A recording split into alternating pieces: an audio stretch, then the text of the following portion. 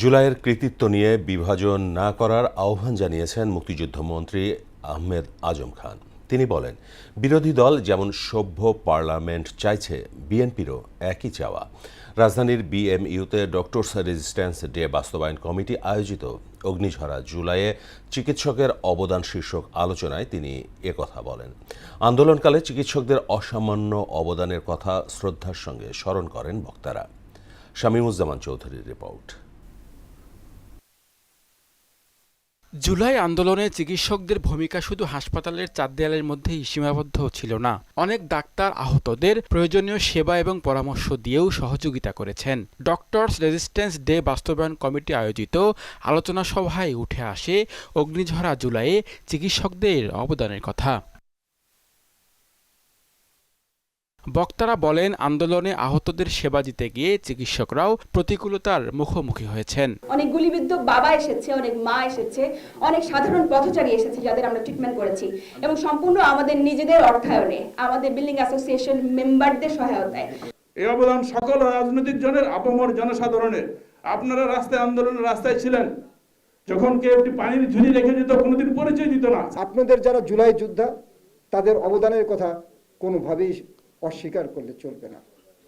আবু সাইদদের কথা, ওয়াসিমদের কথা কিন্তু আমাদেরকে সবসময় মনে রাখতে হবে। যেই কয়েকজন মানুষ পেছন থেকে অনুপ্রেরণা জুগিয়েছে, কাজ করেছে, তাদের মধ্যেও কিন্তু বেশ কয়েকজন নামকরা ডাক্তার আছেন। অনুষ্ঠানে জুলাই আন্দোলনে শহীদ চিকিৎসক সজীবের বাবা ছেলেকে নিয়ে আবেগঘন স্মৃতিচারণ করেন।